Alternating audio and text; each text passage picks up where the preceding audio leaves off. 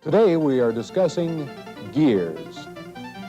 Gears are mechanical devices used to transmit power and motion from one rotating shaft to another. This is one of the oldest means of transmitting power, and it is still regarded as one of the best fundamental ways of doing it. Gear action may be best visualized as two wheels in contact with each other. Using this illustration, as we turn one, the other rotates in the opposite direction. Now, if we have any power to be transmitted to this one from this one, as we apply power, you'll notice a certain amount of slippage. We could help reduce this slippage, for instance, by taking sandpaper, wrapping it around the outside of each wheel. If we put notches of one sort or another on the wheel, we might end up stopping the slippage altogether. And this, in essence, is what we do in gearing. Here we have two intersecting circles. This line is known as the pitch circle. We have, in effect, notched the edges by putting teeth on the circles, and this allows us to transmit power from this unit to this unit without any slippage. These teeth have been refined through the years to the point that we now have a relatively quiet and efficient unit called a gear. The shape of the tooth is called tooth form, and there are a number of tooth forms available on the market. We'll discuss these a little bit later. Gears may be classified into several different types, and we'll only discuss those units which are normally stocked. First of all, there is spur gearing. Normal spur gears are cylindrical in shape, and the shafts are always parallel. There is a special form of spur gearing. Visualize, if you will, a gear which has a radius with no limits. In other words, the radius gets larger and larger until finally we have a gear with a radius of infinity. In this case, we have a flat gear, or what is known as a rack. On the rack, the teeth are straight on the side as compared to these teeth, which are an involute form. I'll explain the term involute in just a moment. Next, there is bevel gearing. This type gearing is used on intersection shafts and are conical in shape. The teeth are larger on this end than they are on this end. Another form of the bevel gear is known as the spiral bevel gear. In this gear, the teeth are spiraled along the pitch cone. These are miter gears. Miter gears are just a special form of bevel gears which are in a 1-to-1 ratio and are always at right angles. Next, we have helical gearing. If this gear was made of a plastic material that could be moved, we could twist the teeth so they would be running at an angle across the face of the gear, and we would end up with this helical gear. The final basic type gearing we will be discussing today is the worm gear. Here we have a worm and a worm wheel. And as the worm turns, it pulls the worm wheel along. Now let's take a look at the shape of the tooth, or tooth form as it's called. Today, industry, for the most part, has standardized spur gearing on one tooth form, and this is the involute tooth. There are a number of other possible forms, and many of these have been used today in stock gearing, largely because of interchangeability and the fact that it is relatively easy to manufacture. I believe as you watch this demonstration, you will see how the involute tooth is actually formed. Take a string, wrap it around the circle, as we've done here. As the string unwinds, the pencil traces an arc. Now, from the opposite direction, we're doing the same thing, and as you see, we now have, in essence, a pointed tooth. We simply cut off the top, and this leaves the involute surface you would find on most gears in today's market. Before we go any further, we need to explain a few terms. This picture can be used to demonstrate some of the terms we mention and terms you may hear when working with gearing. For example, the addendum. The addendum is the distance from the pitch circle to the outer edge of the tooth. The dedendum. This is the distance from the pitch circle down to the bottom of the tooth. The face width. As implied, it's the width across the face of the gear. The most important single term to remember is pitch diameter. Pitch diameter is the diameter of the gear at the pitch circle. The pitch circle, as shown in this sketch, is the point at which, if there were two circles without teeth, the effective diameter would be.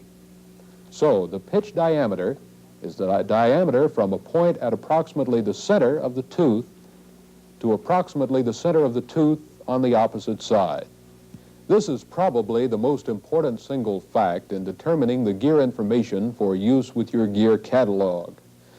With this pitch diameter and the number of teeth, we are able to determine diametral pitch.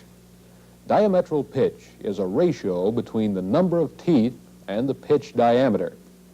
It is a function of the number of teeth on the gear divided by the pitch diameter. For example, if there are 14 teeth on a gear and the pitch diameter is 7 inches, the diametral pitch would in this case be 2. The diametral pitch in stock gearing will always be a whole number, not fractions. It is possible to have fractional diametral pitches, but this involves specials, and the industry has standardized on gears whose diametral pitch are whole numbers. If we want to know the pitch diameter, and we have the diametral pitch and the number of teeth, we divide the diametral pitch into the number of teeth, and this gives us the pitch diameter. The number of teeth divided by pitch diameter equals diametral pitch. Or, finally, the pitch diameter times the diametral pitch gives us the number of teeth. As I mentioned before, when we are trying to measure the exact pitch diameter, we are measuring from a point right here, which is an approximation. So there is a rule of thumb which is useful in determining the exact pitch diameter. Take the number of teeth in a gear, add 2, and divide by the OD, or outside diameter. You will end up with the diametral pitch. Now, with the diametral pitch and number of teeth, we can easily get the pitch diameter. This is a relatively easy method to use because you can normally measure the OD without too much trouble, and you can certainly count the number of teeth in a gear. Let's take another example. We have a 46-tooth gear, and when we measured, we found the OD to be 8 inches. Thus, 46 plus 2 equals 48. 48 divided by 8 equals 6.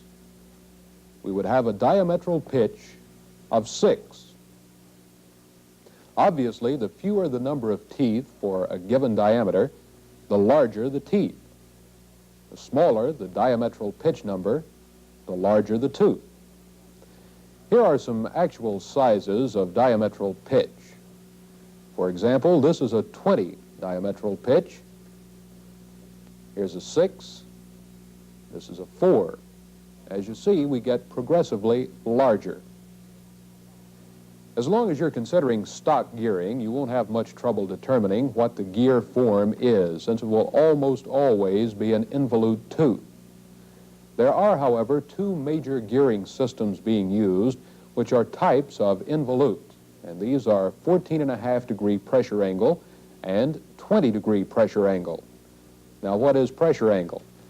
When 2 gears come together, their effective pressure point is right here. We have an angle between a perpendicular to the face contact point and the parallel, which is called a pressure angle. The pressure angle is a little easier to see on a rack, since a rack has straight-sided teeth. You can see here the angle on the side is 14.5 degrees, which indicates 14.5-degree pressure angle gearing. The angle on this one is 20 degrees. On most older machines where the gearing system is 15 to 20 years old, the pressure angle will very probably be 14½ degrees. The acceptance of the 20-degree pressure angle is relatively new, and wide use has only begun in the last 10 or 15 years. The 20-degree pressure angle was first used in the automotive industry and is getting more acceptance in industry, primarily because, if you'll note, it's wider across the bottom than the 14½ degree, and as a consequence will carry more load. One other point: as we get into the smaller number of teeth per gear, we must have an undercut, so the adjacent tooth, as it rocks out, will be able to clear. This undercutting starts when there are 32 teeth in the pinion with 14½ pressure angle gearing, while it starts at only 18 teeth with a 20-degree pressure angle. As you can see, the difference between this 14½ pressure angle tooth and this 20-degree pressure angle tooth is the undercut at the bottom. Again, the 20-degree pressure angle requires less undercutting than the 14½, and as a consequence makes for a stronger tooth if you only have a few teeth in the pinion. When designing spur gearing, it's good practice to have not less than 15 or 16 teeth in the small gear, or pinion as it's called. The absolute minimum for a successful operation is 12 teeth. If space limitations will permit, it's wise to stay above the 15 or 16 limit. Spur gearing is normally steel or cast iron, although it can be and is fabricated from a number of other materials. For example, plastic, leather, micarta, aluminum, or just about any material you can think of. As an interesting bit of side play, some of the first gears were wood. Now, since wood wears out fairly rapidly, the teeth were made as inserts out of wood. This way they could replace the individual teeth by inserting them into the hub. Because the teeth couldn't be produced with exactly the right tooth form, they would file the individual teeth as the unit was put into service. If there was a high point or a point of interference, it would just be filed down. As I mentioned, spur gearing is only for parallel shafts. If there's a condition where you require the shafts to have a relatively close center distance with internal gearing, as shown here, we can get a closer center distance while having a large gear and, as a consequence, large speed reduction. This is just another application of spur gearing. If we cut the teeth at an angle to the face, we end up with what is known as helical gearing. Helical gearing has a place in industry primarily because it's quieter. It also allows us to run at higher speeds. While spur gearing has no more than 2 teeth in contact, helical gearing can have several teeth in contact, depending on the width of the face. One thing about helical gearing, since it is cut on an angle as it transmits force, it creates a side thrust. This side, or axial thrust, as it's called in industry, can cause a problem, since it tends to load up the bearings. Normally, when we have helical gearing, we must have one right hand and one left hand, and this, then, is used with parallel shafts, the same as spur gears. But if we take 2 right hand or 2 left hand, we can turn these 90 degrees and come up with a unit which will have non-intersecting shafts at 90 degrees. This is true because the normal helical angle is 45 degrees. So this, of course, gives us 90 degrees when 2 are used at an angle to each other. This is what the normal stock unit would be, but different angles would be available on special order. For example, 2 30-degree angle gears could be used to transmit power between 2 non-intersecting shafts with a 60-degree angle between them.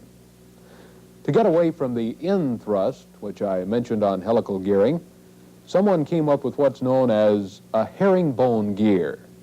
It does, by the way, get its name from the bone pattern of the herring fish. The pattern formed is essentially a right-hand helical and a left-hand helical put together. This way, there's no end thrust, since each side is trying to thrust in the opposite direction. The herringbone gear is usually used in larger units. It would have much wider use, except for the fact that it is difficult to manufacture and, as a consequence, is relatively expensive. When it's necessary to connect two shafts which intersect at an angle, we usually use what is known as a bevel gear. The bevel gear can have any number of teeth on either gear, and it can intersect at any angle. The gears which are usually stocked, however, are for shafts which are 90 degrees apart. As I mentioned earlier, if the ratio of the bevel gears is 1:1 and they are 90 degrees apart, this is a special type called a miter gear. The bevel gear, by the way, is normally used for low-speed applications. There's another special type of bevel gear where we spiral the teeth, and this is called a spiral bevel. In this case, the shafts would normally intersect. These are exactly the same as a regular bevel, except the teeth are cut on a spiral. We can make the same analogy here as we do by comparing the helical gear to the spur gears. With the spiral bevel gear, we're able to run at higher speeds and have a quieter operation because we have several teeth in contact. Finally, we have the worm gear.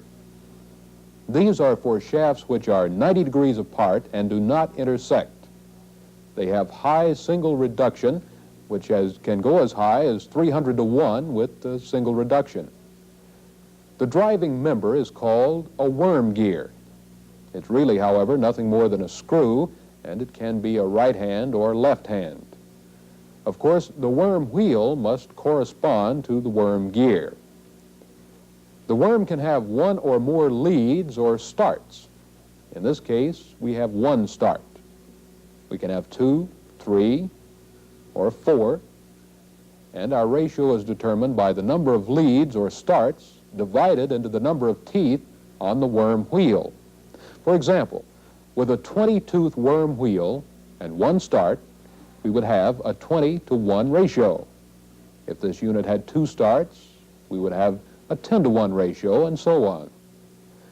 Normally, the worm is of hardened steel, and the worm wheel is either cast iron, steel, or bronze, depending on the particular unit it's serving.